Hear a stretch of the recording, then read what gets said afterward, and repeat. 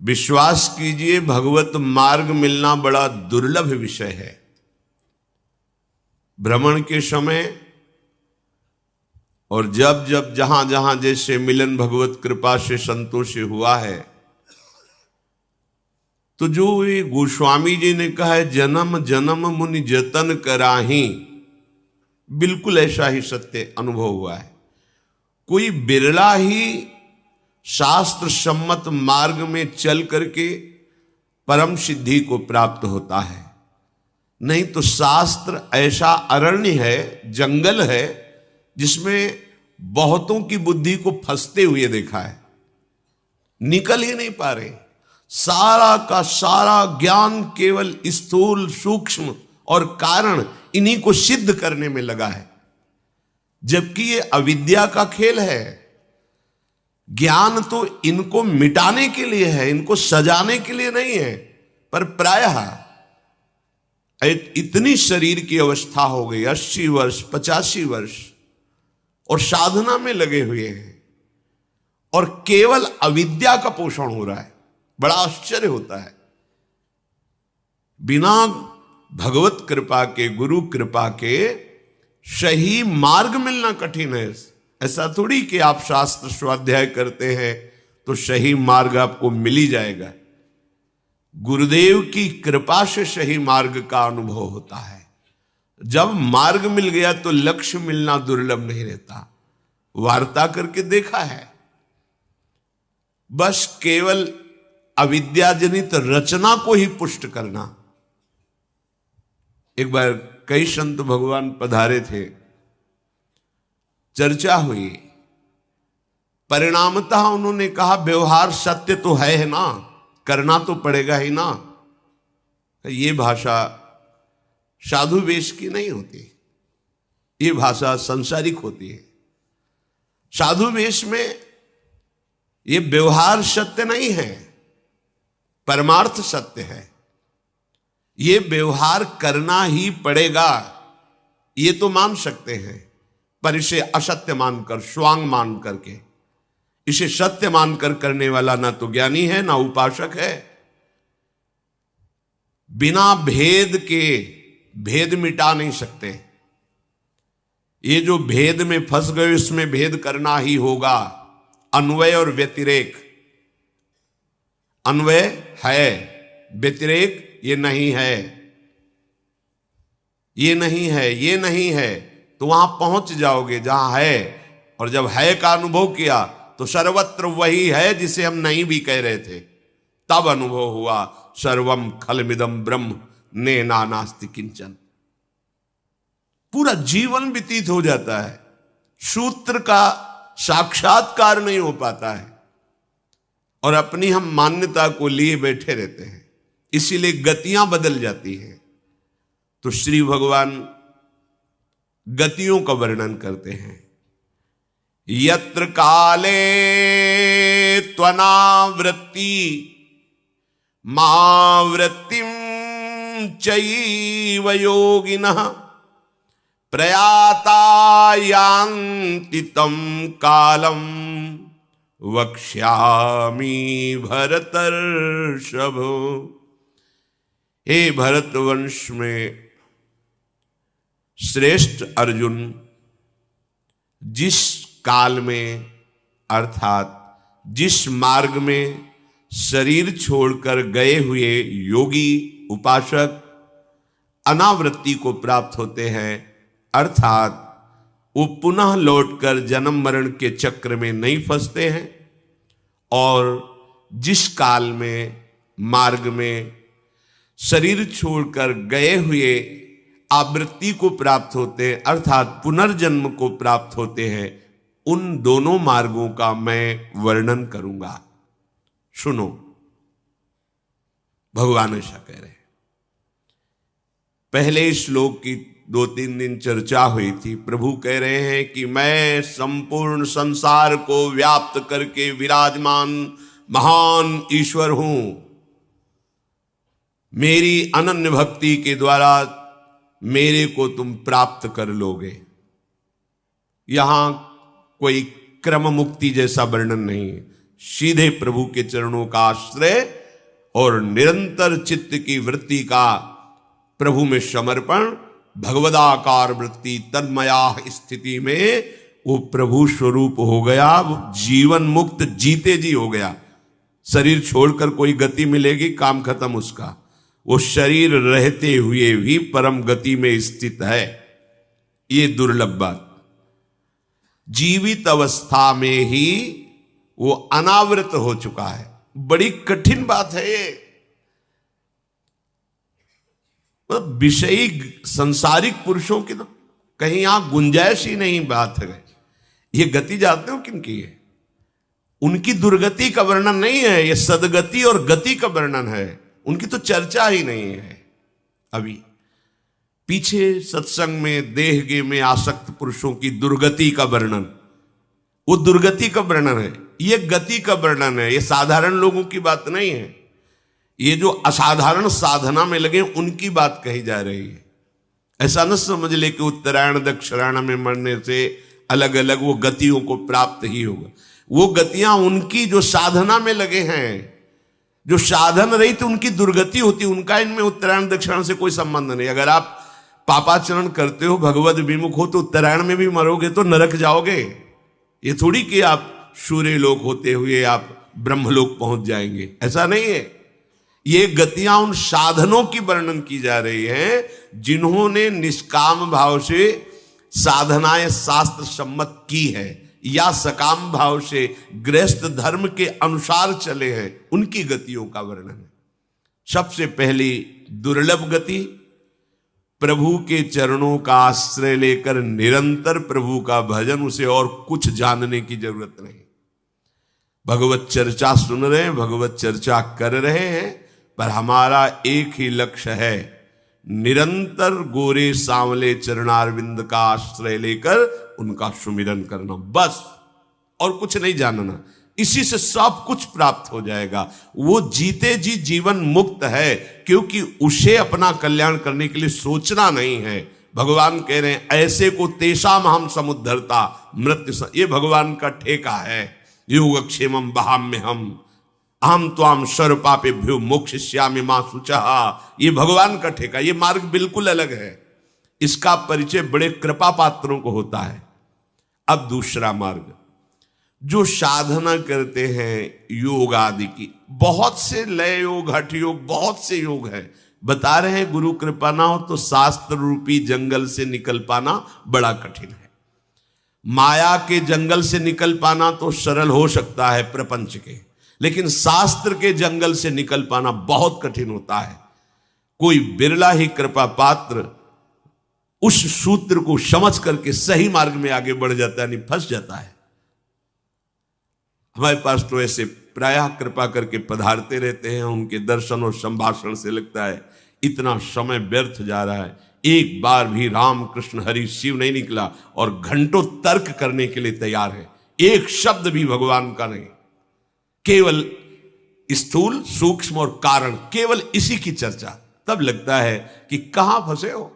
अविद्या की पुष्टि करने के लिए ज्ञान है या अविद्या का नाश करने के लिए ज्ञान है? हम पूरा ज्ञान अविद्या की पुष्टि करने के लिए लगा रहे हैं। बड़ा भ्रम हो जाता है। अब जो अपने को पहले ही बड़ा मान चुका है, वो काहे को कोई किसी की बात समझेगा।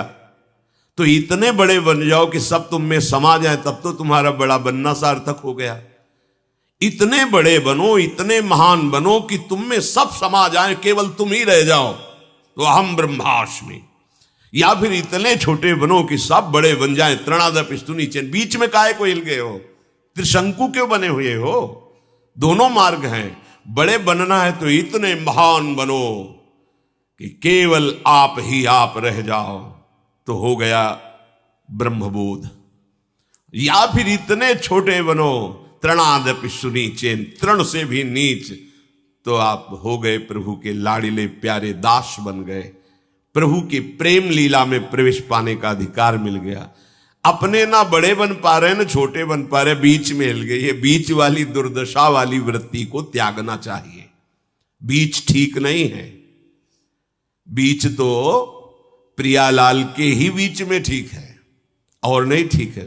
सखियां संधिनी हैं, मध्य में प्रिया और लाल, वो बीच में संधिनी शक्ति है, इच्छा शक्ति है। हर समय प्रियालाल, वही प्रियालाल के बीच में ही बीच ठीक है, जगत में बीच में नहीं ठीक है। या तो या इतने छोटे बनो और या इतने महान बनो, बिना बने काम नहीं चलेगा, बनना पड़ेगा।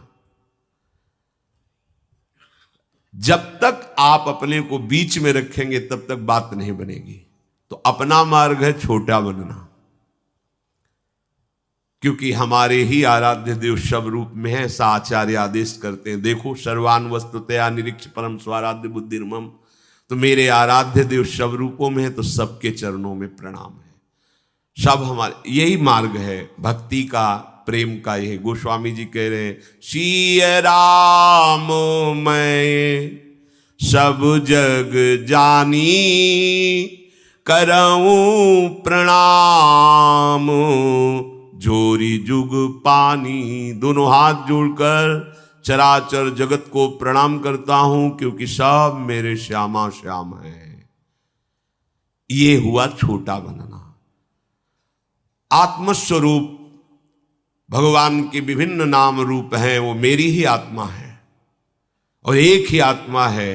अनंत घड़ों में वही एक आत्मा भास रही है, उसके सिवा दूसरा कोई नहीं, मैं ही मैं हूं। इसका साक्षात्कार हुआ, जीवन मुक्त हो गया। ये जो बीच में वृत्तियां हैं, तो कह रहे हैं कि वो क्रम मुक्ति होती है, क्योंकि उसमें सूक्ष्म वासना बनी रहती है। साधना बहुत बढ़िया हो रही, पर उसमें वासना बनी है सुख भोग की। तो ब्रह्मलोक में जाकर के ब्रह्मा जी के साथ वो सुख भोगता है। कौन?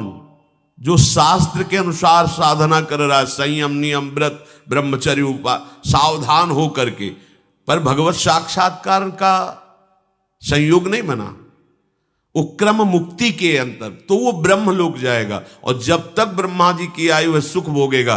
फिर जब सब लोक नष्ट हो जाएंगे महाप्रलय के समय, ब्रह्मा भी, तो वो ब्रह्मा में लीन होकर भगवान में लीन हो गया। अगर वासना अभी तक खत्म नहीं हुई तो फिर ब्रह्मा के साथ प्रकट होकर फिर सृष्टि में आएगा। खास बात है वासना का नाश होना। और ये वासना रहती कहां है? अहंकार में, जीवत्व भाव में। और इसका नाश कहां होता है? उपासना से।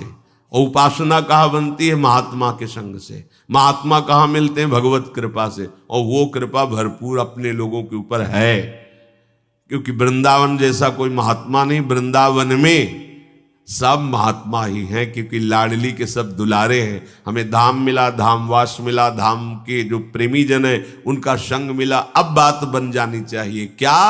वासना नष्ट होनी चाहिए। उपासना के बिना वासना का नाश असंभव है, ये सूक्ष्म रूप से बनी रहती है।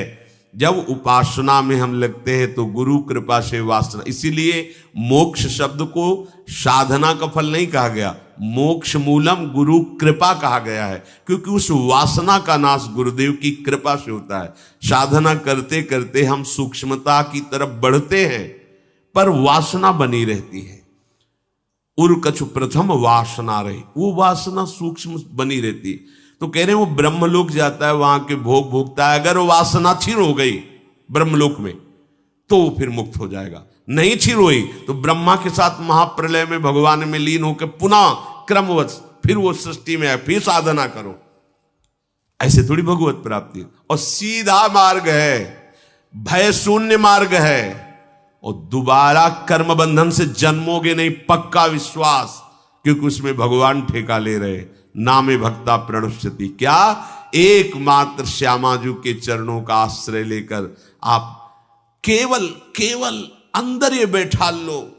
ये बड़ी सूक्ष्म बात कह रहे हैं, जल्दी समझ में नहीं आएगी, आ गई तो अब कुछ आने की जरूरत नहीं। जैसे आप परिवार से ममता करते हो, किसी एक हिस्से में हमारी श्यामाजू से ममता कर लो, किसी एक हिस्से में, जैसे पुत्र जैसा किसी भी भाव से एक हिस्से में ममता कर लो। मेरी लाडली, मेरी प्रियाजू। बोले वो कैसे हो जाए? उनको देखा नहीं, उनसे बात नहीं की, वो ऐसे समझ में नहीं आ रही। लाडली जी को देखने के लिए रसिकों के नेत्र चाहिए, रसिकों के निरख नयन हरिवंश। तो जो लाडली के जन हैं उनके संग करने से वो दृष्टि प्राप्त हो जाती है। कैसे? जैसे आप बड़े भाव से सत्संग सुन रहे हो, किसी दुष्ट पुरुष का संग हो जाए जो दुष्ट आचरण युक्त है, वो आपकी दृष्टि बदल देगा। अभी आप भाव से सुन रहे हो, फिर कल से आप जब आओगे यहां पर आपकी दृष्टि दूसरी होगी, आपका सुनना दूसरा होगा, मनन बदल दिया। और एक दिन ऐसी दृष्टि हो जाएगी आप निंदा करने लगोगे। एक दिन ऐसी दृष्टि आप और उसमें कोई अंतर नहीं रह जाएगा। बस ठीक ऐसे ही सत्संग का है, अगर सत्संग हुआ तो दृष्टि बदल जाएगी और एक दिन सत्संग करने वाले और आप में कोई अंतर नहीं रहेगा, और जिनका सत्संग हो रहा है उनमें और आप में अंतर नहीं रहेगा। आप वही स्वरूप हो जाएंगे, ब्रह्मविद ब्रह्मयु भवति। तो जो केवल भोगों की लालसा से साधना करता है, हम कह रहे हैं इतना भ्रम बैठा हुआ है कि वो माया का भ्रम तो हटाया जा सकता, शास्त्र का भ्रम हटाना बड़ा कठिन है। अब कोई कहेगा शास्त्र में भी भ्रम है, हम महापुरुषों के वचन कह रहे हैं। पूज्यपाद चूड़िया बाबा जी कह रहे शास्त्र रूपी जंगल से निकल पाना बड़े बड़ों के लिए दुर्लभ है। बड़ा बड़ा जो ज्ञान विज्ञान बड़ा, ऐसी गलियां हैं भटक के उसी में पड़े हुए। शून्य का ध्यान, षट चक्र का भेदन, अरे है तो सब अविद्या में ही। ये जितने चक्र चुक्र हैं ये सब हैं तो स्थूल सूक्ष्म कारण में। पूरी कैंची क्यों नहीं मारते? पूरी मारो कैंची, सीधे तीनों को अलग करो और अपने स्वरूप में आओ। काहे को भेदन और भेदन के चक्कर में? तीनों को एक साथ काटो, स्थूल सूक्ष्म कारण पूरा का पूरा माया का अधिकार खत्म करो, आओ स्वरूप में। अब ये बात समझ में नहीं आती, वही अर्जे हुए हैं। ये कुंडलिनी, ये चक्र, ये सिद्धि है तो सब अविद्या में ही ना। तो अविद्या मिटाने के लिए साधना की जा रही है, अविद्या सजाने के लिए। प्रायः अविद्या सजाने के लिए की जाती है। कोई बिरला ऐसा है जो अविद्या मिटा करके आगे बढ़े। श्री भगवान कह रहे हैं ये जो सद्यो मुक्ति है, क्रम मुक्ति है, ये बहुत वर्णन है शास्त्रों में। ऐसे ऐसे शास्त्र हैं कि आपको दे दें कि आप स्वाध्याय करो तो आपको एक टेबलेट रखना पड़ेगा सरदर्द निवारण। ऐसे भैया प्यारी जी की रूप माधुरी, प्यारी जी की नामामृत का स्वाद, प्यारी जी की लीला, प्यारी जी की धाव, इसमें कभी सरदर्द नहीं करेगा। इसमें सरदर्द मिट जाएगा। 24 घंटे चर्चा होती रहे तो कुछ भी फर्क नहीं पड़ेगा। आनंद की उमगन आ जाएगी। अभी जैसे नाम कीर्तन करे, 1 घंटे किया जाए नाम कीर्तन, ऐसे ही भाव, सब रोने लगोगे, सब रोने लगोगे। राधा नाम आपको डुबो देगा, भाव से डुबो देगा। केवल आर्त भाव से पुकारे सब मिलकर के, यह है अमृत। पर भगवत माया इतनी प्रबल है कि प्रभु के नाम में रुचि नहीं। एक बार भी राम कृष्ण हरि शिव राधा कुछ भी कोई भी नाम उच्चारण करे तो हृदय में शीतलता होती। हाँ, काम बन जाएगा। नाम से रहित है जो जीवन, छूटिवे के जतन विशेष बांधे जाए। वो गोस्वामी जी चैलेंज करते, छूटिवे के जतन विशेष बांध। अब वो बंध गया क्यों? एक अज्ञानी तो जानता है कि मैं कामी हूं, क्रोधी हूं, अज्ञानी हूं, कभी कृपा होगी मैं आगे बढ़ूंगा, लेकिन वो जानता है कि मैं बहुत जानकार हूं, जानता है। पर वो जो जानना चाहिए, जिसके जानने के बाद जानना बाकी नहीं रहता, वो उसे मानता नहीं है। अब कैसे बात बने? वो अपने को जानकार समझ रहा है, ये सबसे बड़ी हानि है। और जो जान गया तो पूरा जीवन जानते जानते ही जानता है, पर यही बोलता है कि अभी हम ये नहीं कह सकते कि उसे जान सके, और ये भी नहीं कह सकते कि उसे नहीं जान पाए। जैसे कोई पूछे आपको भगवत साक्षात्कार हो गया, तो ये नहीं कह सकते कि हां, और ये नहीं कह सकते कि ना। हां इसलिए नहीं कि वो अनंत है, और ना इसलिए नहीं कि आधार उस वही है, उसके सिवा है ही नहीं। अगर ना तो फिर हम है क्या? अगर हां तो वो अगाध है, अनंत है, उसको कैसे जान गए? अगाध अनंत को कैसे सीमा में बांध लिया? ये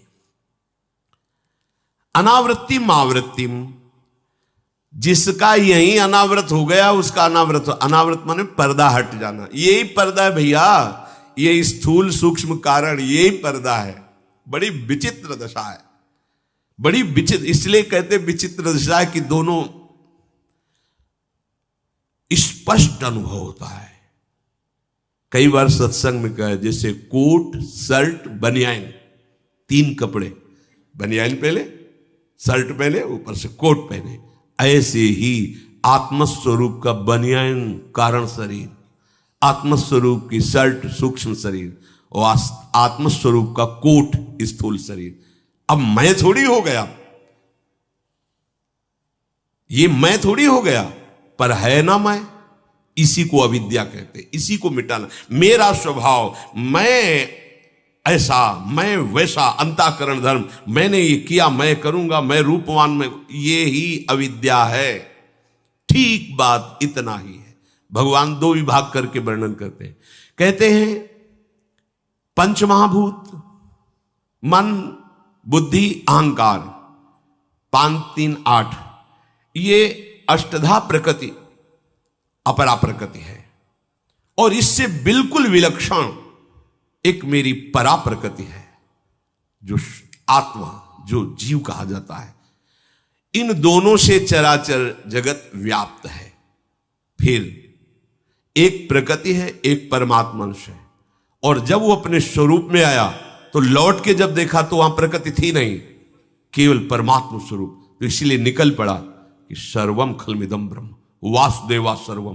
पर विभाग हुए ना 2, एक प्रकृति, एक परमात्मा अंश। तो प्रकृति का त्याग, परमात्मा अंश में स्थिति, और जहां स्थिति हुई तो दिखाई दिया जित देखो तित श्याममयी, या जित देखो तित ब्रह्ममयी। खत्म खेल हो गया। अब शुद्ध सिद्धांत के अनुसार चलने में बड़ी कठिनता है, इसीलिए बहुत जगह पूरा जीवन किसी एक सिद्धि की प्राप्ति में, कोई एक छोटी सी सिद्धि प्राप्त हुई, उसी में मतवाला होकर पूरा जीवन निकल गया, वस्तु की प्राप्ति नहीं हो पाई, तत्व का बोध नहीं हो पाया, अज्ञान की आवृत्ति बनी रही। अब आगे चल करके वही अज्ञान उसको क्रम से गिराता चला जाएगा, और अनावृत यहीं अभी शरीर में रहते हुए भी शरीर रहित हो जाओ। 5 भूले देह शुद्धि, यही अनावृत है, देह शुद्धि। ये प्रेम के द्वारा होता है, चाहे आत्म प्रेम हो या कृष्ण प्रेम हो। प्रेम में इतनी सामर्थ्य है, उसे वहां बोला जाता है आत्मरति, और यहां बोला जाता है कृष्ण रति। रति में, प्रेम में इतनी सामर्थ्य है कि वो देह भाव से ऊपर उठा देता है। जब हमारे अंदर प्रिया प्रीतम के चरणों का आश्रय, उनका निरंतर नाम जप, रसकों का संग, तो देह कुटुंब ते जाए छूट सब ही विधि नातो। गोपी जनों ने कभी बैठकर विचार नहीं किया कि शरीर नाशवान है। निरंतर कृष्णाकार वृत्ति तो शरीर की शुद्धि नहीं है। घर गृहस्थी में रह रही, दिखाई दे रही, लेकिन जो ही बंसी बजी तो प्रमाण हो गया कि घर में रहते हुए जीवन मुक्त परम हंसों की गुरु हैं, जीवन मुक्त परम हंसों की गुरु है। ऐसी स्थिति है।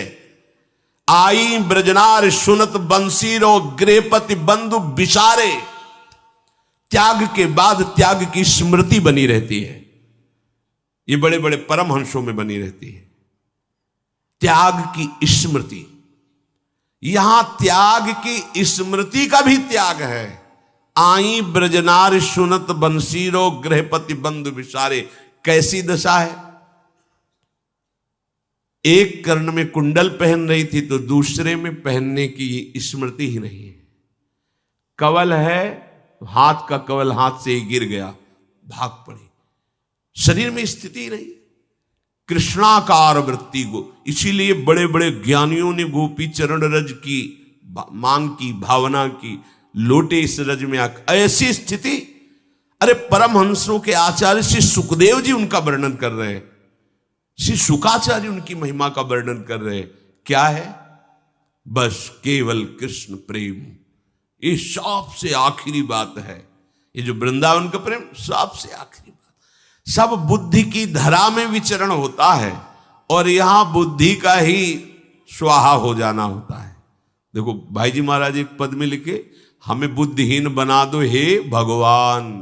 ये बुद्धि ही स्वाहा कर दो प्रभु, यही तो फंसाए हुए है। इस बुद्धि को भगवान गीता जी में कहते हैं, मय्ये मन आदत स्व मयि बुद्धि में निवेश है।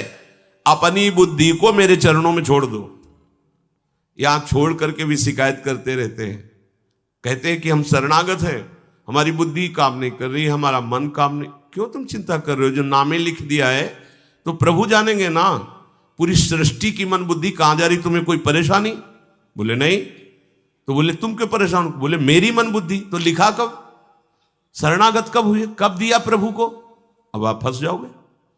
बोले दे तो दिया है, पर अभी पर लग गए क्या? अभी पर कैसा?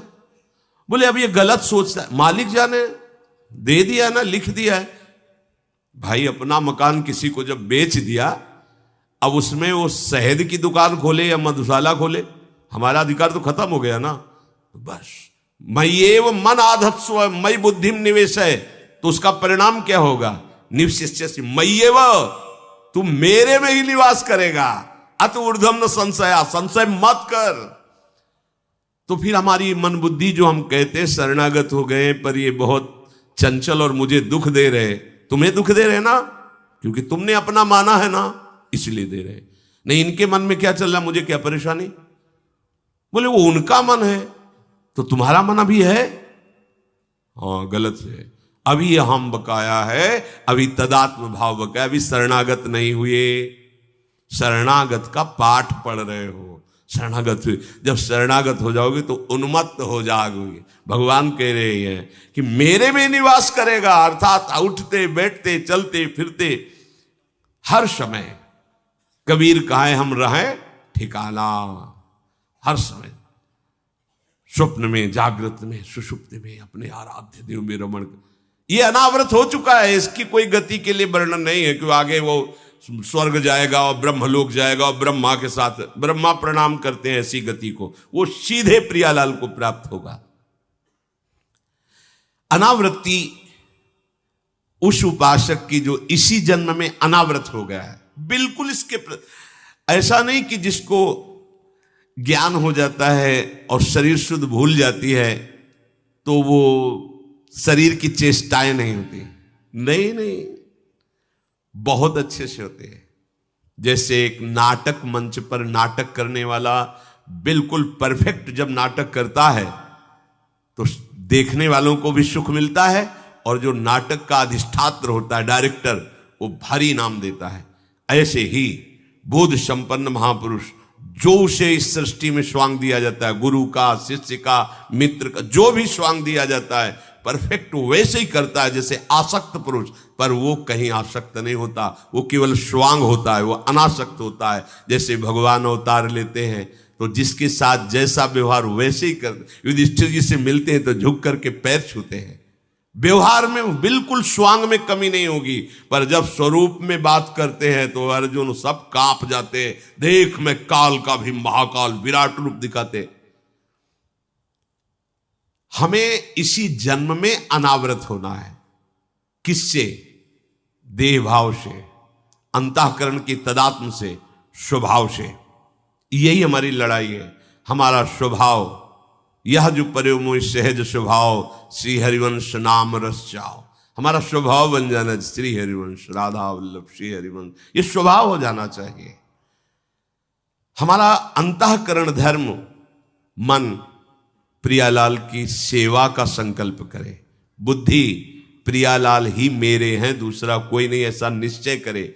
चित्त जो प्रियालाल मेरे हैं उन्हीं का चिंतन करे। अहंकार मैं उनकी ही हूं, पूरा अंतःकरण समर्पित। अब देह जितनी भी चेष्टाएं हैं, चाहे वो लौकिक हो, चाहे वो शास्त्रीय पद्धति से पारमार्थिक दिखाई देती हो, दोनों चेष्टाएं व्यवहार की और परमार्थ की, आराध्य देव के लिए। जीवन मुक्त महापुरुष अभी है वो, उसके लिए किसी प्रमाण की जरूरत नहीं कि उसकी गति क्या होगी। उसका हृदय प्रमाणित है कि हो गया हमारा काम। और जो सांसारिक पदार्थों में आसक्त है,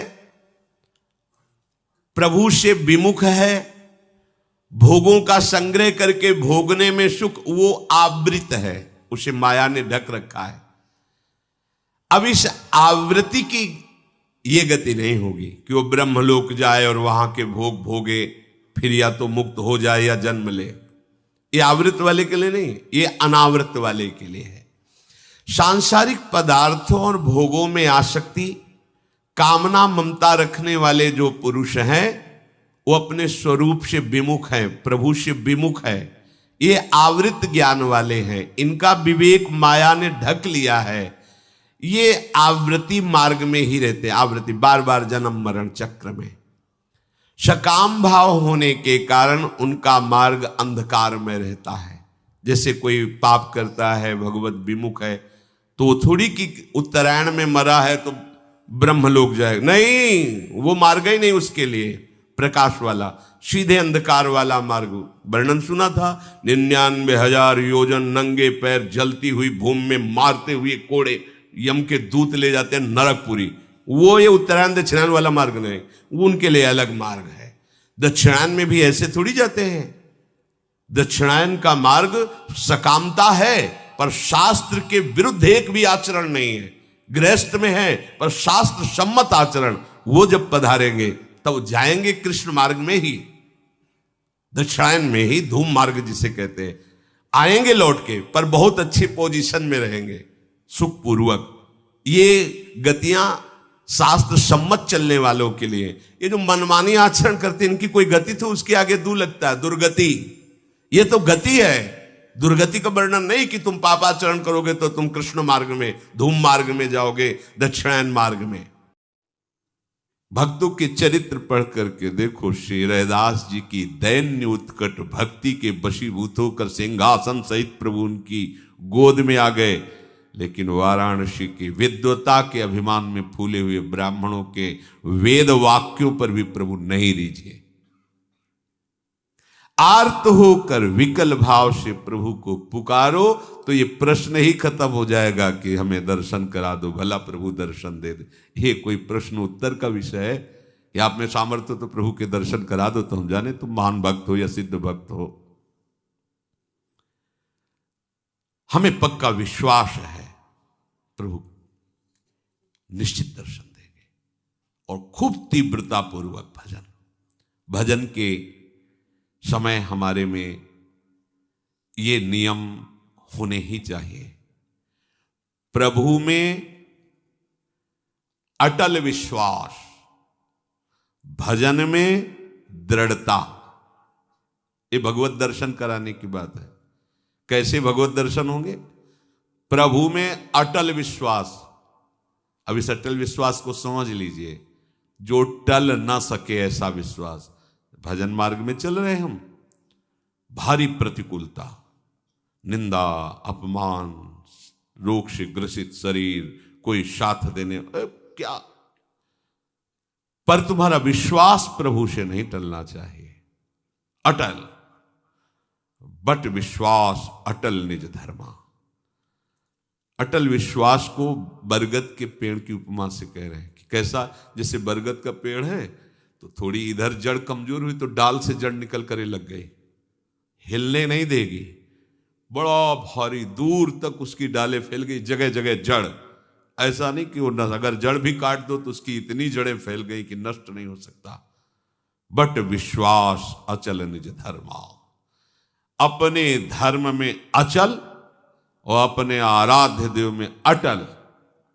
देखो ना, अंदर देखो आप, भगवत दर्शन करने की लालसा प्राप्त करने के लिए आराध्य देव में अटल विश्वास और भजन में दृढ़ता, कैसी भी परिस्थिति हो। पूज्य श्री राधा बाबा, इन महापुरुषों की भजन दृढ़ता देखो। अनुष्ठान कर रहे हैं, अंग टूट गया है, नहीं रुकना, वैसे ही बैठा लो मुझे आसन पे। भजन नहीं, नियम नहीं टूटने वाला। कैसी दृढ़ता है।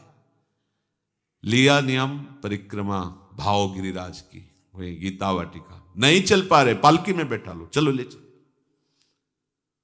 जो नियम, जो भजन की दृढ़ता, उस पर फर्क नहीं पड़ना चाहिए।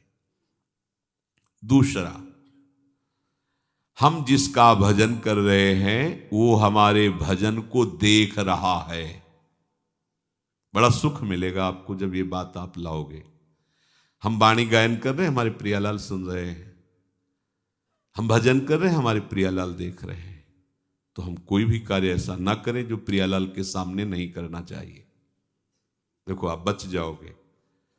दूसरा है भगवत दर्शन करने वाले उपासक का नियम, हम जिसका भजन कर रहे हैं वो उपास्य देव हमें देख रहा है, उनको सामने देखते हुए भजन करो। प्रिया प्रीतम देख रहे हैं, मैं उनका भजन, प्रिया प्रीतम देख रहे हैं, हम उनकी लीला गए, प्रिया प्रीतम ही बैठे, हम उनकी सेवा कर रहे हैं और पक्का विश्वास वो मुझे मिलेंगे, पक्का विश्वास वो मुझे मिलेंगे। और मेरे आराध्य देव से बढ़कर के अनंत ब्रह्मांडों में कोई नहीं है। ये दो बातें। तीसरी, जो गुरु जी ने भजन दिया है, मंत्र दिया है, उस पर विश्वास, उससे बड़ा कोई मंत्र, कोई साधन नहीं है। ये तीसरी बात बताई। हमें नाम मंत्र भजन उसी में दृढ़ होना जो गुरुदेव ने दिया है। चौथी बात, जिसका हम भजन कर रहे हैं सिर्फ उसी की प्राप्ति के लिए भजन है, बीच में मिलावट कुछ नहीं होनी चाहिए, ये वो मांग नहीं होनी चाहिए। जिसका भजन कर रहे हैं उसी की प्राप्ति के लिए भजन हो रहा है, बीच में किसी दूसरे विषय की मांग, किसी परिस्थिति की मांग, तो फिर ये लालसा उत्कट नहीं प्रकट हो पाएगी भगवत दर्शन की। पांचवा, जिसका नाम जप कर रहे हैं उसके रूप को आंखों में लाने की चेष्टा करना, भाव करना। चेष्टा लिखा है, वो तो स्वयं आएंगे कृपा करके, पर हम चेष्टा तो कर सकते हैं ना, ध्यान की चेष्टा तो कर सकते हैं। कैसे राधा वल्लभ लाल जू, कैसे बिहारी जू, हम इन्हीं की ध्यान, यही है प्रिया प्रीतम का मिलित स्वरूप। जब प्रकाशित करेंगे तो कोटि कोटि काम लावण्य बिहारी, यही है, ये अपना रूप प्रकाशित कर देंगे। मन से उनके रूप का चिंतन, वाणी के द्वारा गुरु प्रदत्त नाम मंत्र का जप, ये दोनों साथ चलने चाहिए। छठा, प्रभु के भजन करते हुए किसी दूसरे उपासना के उपासक, किसी दूसरे मार्ग के भजनानंदी की अवज्ञा, निंदा, हे भाव, तिरस्कार भाव, ये बिल्कुल नहीं होना चाहिए कि हम तो सर्वोपरि निकुंज उपासक हैं, ये तो क्या गए। आपके अंदर उत्कट लालसा नहीं जगेगी। ये बहुत सूक्ष्म बात है। किसी भी उपासक की, किसी भी संप्रदाय की, किसी भी उपासना की निंदा नहीं, अवज्ञा नहीं, तिरस्कार नहीं। हम जो प्रभु का नाम ले रहे हैं उन्हीं के सब नाम हैं, उन्हीं की सब उपासना, सबको प्रणाम। हमको अपनी उपासना सर्वोपरि मान करके करना है, पर दूसरे का अपमान, दूसरे की निंदा, दूसरे का तिरस्कार, दूसरे को लघु समझना, ये नहीं। अपने इष्ट में आसक्त होना, दूसरे का विरोध ना करना, इससे आपके हृदय में उत्कट लालसा का जागरण हो जाएगा। खास बात, उत्कृष्ट लालसा के लिए एक दुर्बलता का त्याग करना होता है। ये हर उपासक के हृदय में होती, किसी एक की बात नहीं। प्रायः हर उपासक इस दुर्बलता को धारण करने के कारण वो उत्कट लालसा को नहीं प्राप्त हो पाता भगवत दर्शन की। क्या दुर्बलता होती है? अपने गुरुदेव की दी हुई मंत्र और उपासना में अपनी बात मिलाना। जो बोला, जैसा बोला, वैसे का वैसा स्वीकार करना। उपासक अपने मन की बात अपने गुरुदेव से, आचार्य से, पथ प्रदर्शक से करवाना चाहता है। किसी ने एक पत्र में कहा कि अमुक साधक यहां से निकाल दिया गया और उस अमुक साधक ने हमें सब बताया कि आपके यहां बराबर व्यवहार ठीक नहीं होता, बराबर व्यवहार नहीं होता। तो ऐसी बात साधक को नहीं समझ में आई, उसको समझ ले कि कमी तुम में है आत्मसमर्पण की। तुम्हारी बुद्धि समर्पित नहीं हुई, इसलिए दोष दर्शन कर रही है। गुरु पथ प्रदर्शक जिस साधक को जैसा उचित समझता है वैसे ही साधन का आदेश करता है, और उसी साधन से सबको वही वस्तु प्राप्त होगी। पर साधन सबका गुरु निर्दिष्ट होगा, आपको सबको एक जैसा नहीं। जैसे रोगी डॉक्टर या वैद्य से कहे कि हमको तुम ये वाली दवा दीजिए और ये वाला पेय दीजिए, और देखो हमारे ऊपर तुम ये नहीं लगाओगे कि ये नहीं खाना, ये नहीं खाना, ये नहीं खाना, तो क्या रोगी कभी ठीक हो सकता है क्या? उसी प्रकार शिष्य साधन सत्य मार्ग में चलने वाले उपासक को गुरु उसके स्वभाव को, उसकी स्थिति को देखकर उसके लिए मार्ग निर्देश करता है। वो परम सत्य है, क्योंकि गुरु जानते हैं कि इस स्वभाव का साधक इस स्वभाव से ऐसी साधना करने पर उसी सिद्धि को प्राप्त होगा।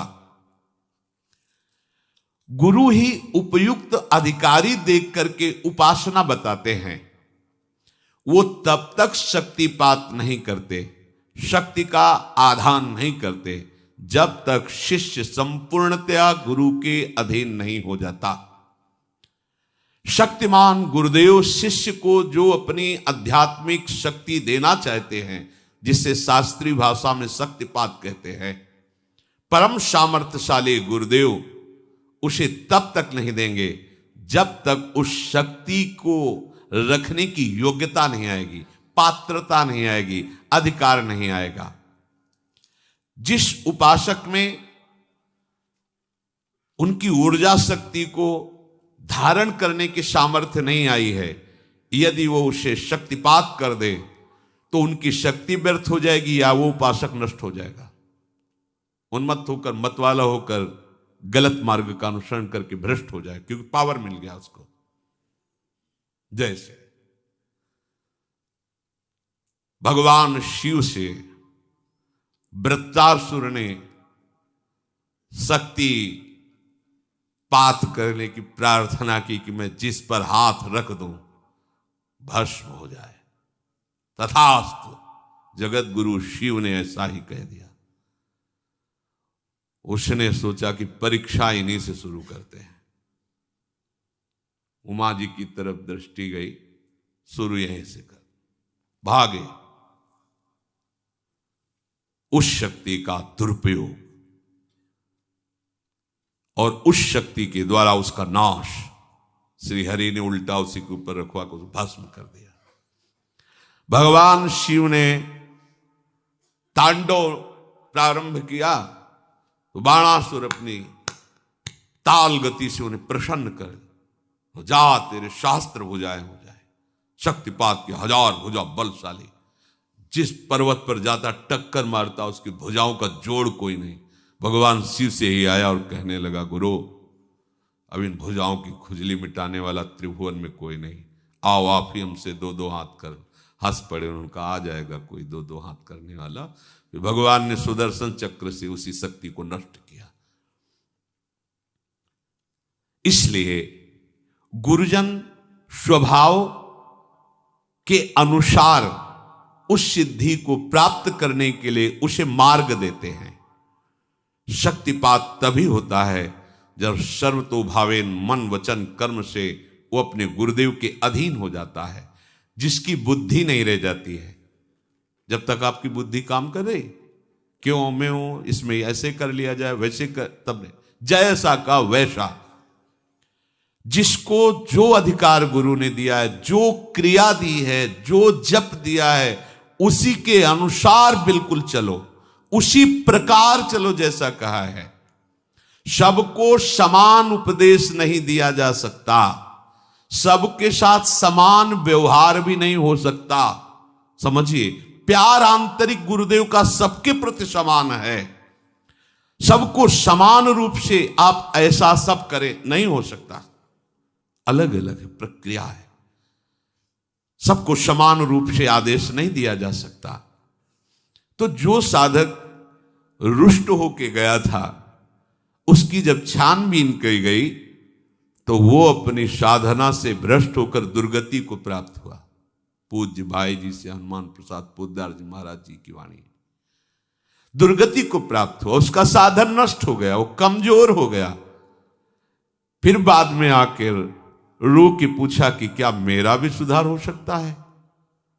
उत्तर उसे दिया गया कि तुम दिखाने वाले इस परम सत्य मार्ग को, जो सदगुरुदेव हैं, जो इस मार्ग के आपको दर्शन कराने वाले हैं, उस मार्ग पर तुम चले ही नहीं, तुम उस रास्ते को चुना ही नहीं। जिस मार्ग को तुमने देखा नहीं, जिस मार्ग का तुम्हें अनुभव नहीं, उस मार्ग पर जो चला रहे तो तुम्हें उसमें क्यों में करने का अधिकार क्या है? तुम कैसे उस मार्ग पर चल सकते हो जिसको जाना ही नहीं है? तो जानने वाले, जनाने वाले मार्गदर्शक गुरुदेव जो तुम्हें जैसा ठीक समझ रहे वो मार्ग दे रहे हैं, तुम उस पर नहीं चलोगे तो फिर उल्टा चलने पर तो ऐसा ही होगा। मार्गदर्शक को अनभिज्ञ यात्री अपना सुझाव ना दे। मार्गदर्शक को मार्ग का न समझने वाला यात्री अपना सुझाव न दे कि अगर इधर से घूम के चला जाए तो कैसा रहेगा, अगर ऐसे चला जाए तो। वो जैसा बोल रहे वैसा चलो, अब जो ही कहां करें हम सोई, आयस लिए चले निज दासी। उपासक में सबसे बड़ी दुर्बलता होती कि वो अपने अभिमान को नहीं छाड़ पाता और वो अपने पथ प्रदर्शक गुरु को भी मार्ग बताने लगता है। आप जो ये कर रहे हैं ना, ऐसा अगर इसको ऐसा कर लिया जाए तो ठीक रहेगा। जब गुरुदेव देखते हैं कि ये तो हमको ही साधन बताने लगा, तो फिर वो पक्षपात दिखाई देने लगता है गुरुदेव के व्यवहार में। अलग दो आओ इधर से, फिर उससे बात, क्योंकि वो अधिकारी नहीं है, वो नहीं समझ पाएगा। तो जो समझ रहे हैं उनको अलग बुला, तो उसको लगता है हमारे तो हमें तो छोड़ दिया जाए, हमारे को नहीं। तुम उस बात को नहीं समझ पाओगे क्योंकि तुम्हारे अंदर क्यों म्यों करने वाली बुद्धि है।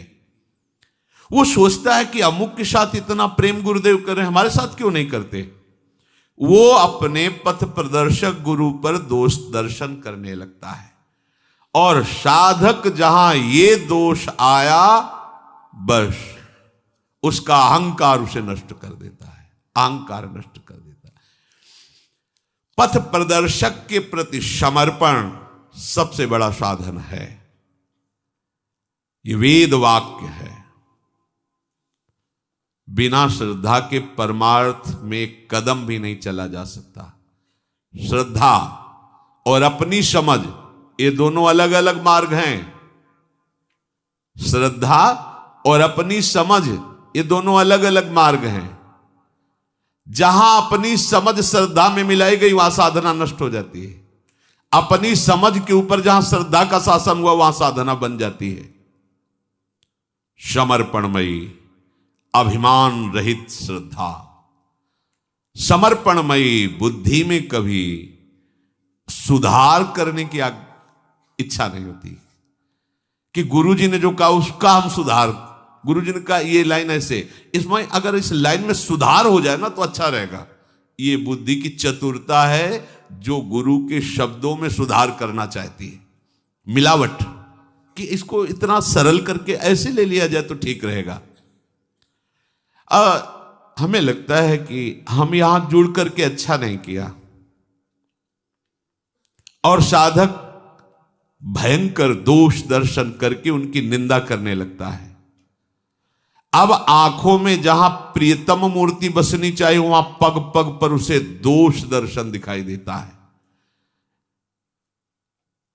जहां दोष दर्शन शुरू हुआ सारे दोष उसके अंदर जागृत हुए, चाहे वो कोई कितना भी बड़ा विद्वान या कितने वर्षों का साधक क्यों न हो। गुरु और आराध्य देव में दोष होते ही बुद्धि भ्रष्ट हो जाती है। वहां उसको ये दिखाई देने लगता है कि गुरुदेव ने बड़ी भूल की जो ये बात कही, या ऐसा नहीं है, ऐसे ऐसा नहीं करना चाहिए, ऐसा सिद्धांत नहीं है। गुरु को भूल हो गई ऐसा वो सोचता है, गुरु को पूरा ज्ञान नहीं है, वो ऐसा सोचता है। इन्होंने ये ऐसा क्यों नहीं कहा, इन्होंने ऐसा क्यों नहीं किया, वो इसकी मीमांसा करने लगता है, अपने को बड़ा ज्ञानी समझने लगता है। उसकी बुद्धि कभी पहुंच ही नहीं सकती गुरुदेव तक। देखो हम तुम्हें बताएं कौन कैसा संत है, इस बात को या तो भगवान जानते हैं या वो केवल स्वयं संत जानता है, दूसरा कोई तौल नहीं सकता।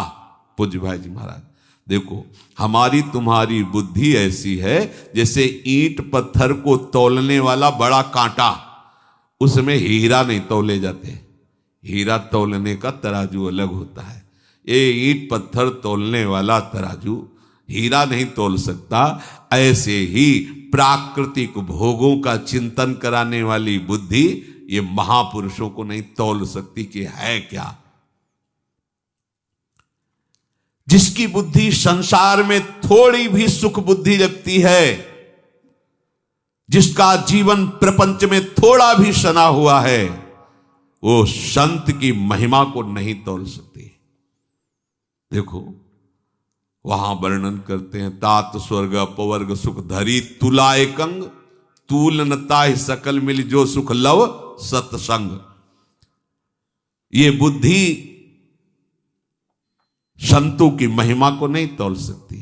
इसलिए आपसे निवेदन है कि आप जिनका अनुसरण कर रहे हैं, जिनको पथ प्रदर्शक माना है, जिनको गुरुदेव के पद पर आपने विराजमान किया है, उनके प्रति पूर्ण समर्पण का भाव रखो।